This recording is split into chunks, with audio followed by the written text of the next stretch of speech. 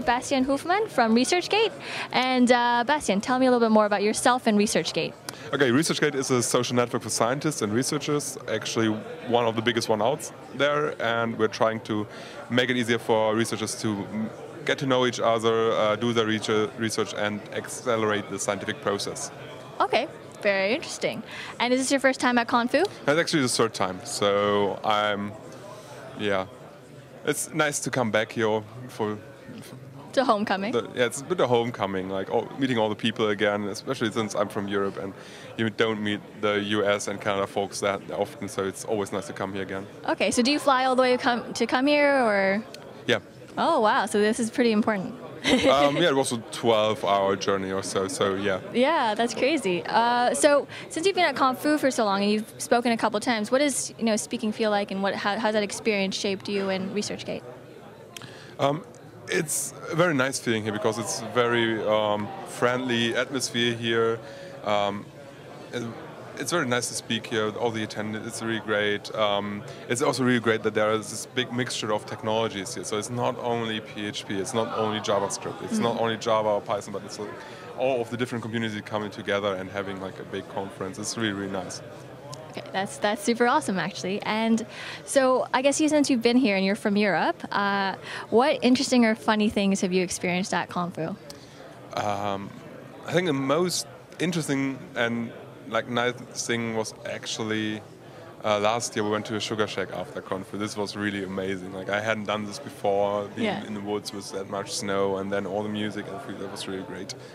Okay, that's awesome. So I'm going to change gears a little bit, and you are at the Make Web Not War Lounge. Yes. So how are you finding it? How have you found the technology and stuff here? So it's very comfortable. The lounge here. This is a nice chair, isn't it? Yeah, it is.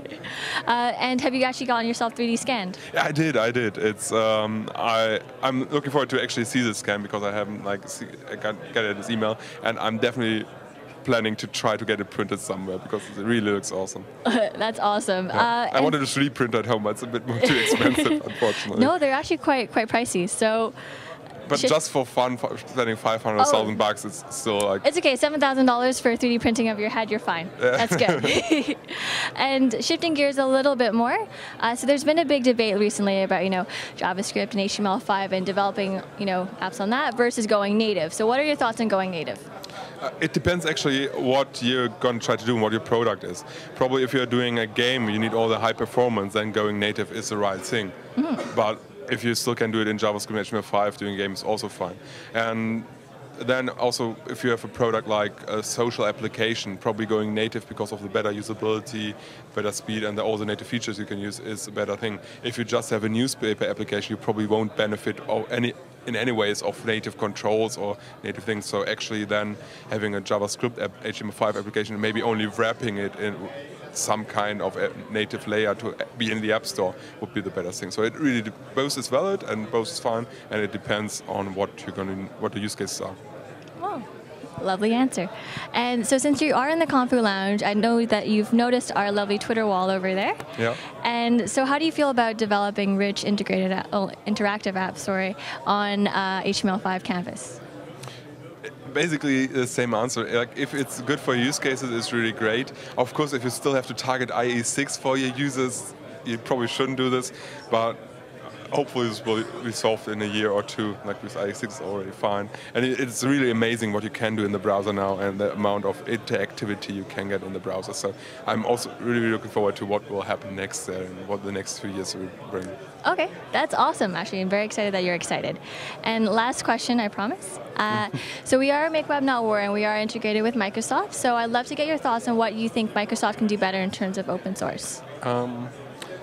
First of all, let your browser auto-update. Like, it's a pain to still have to support IE6 and IE7 and IE8 when there is something great like IE10 out there that actually supports all these new features. So really, really having auto-update features would really help, especially web development.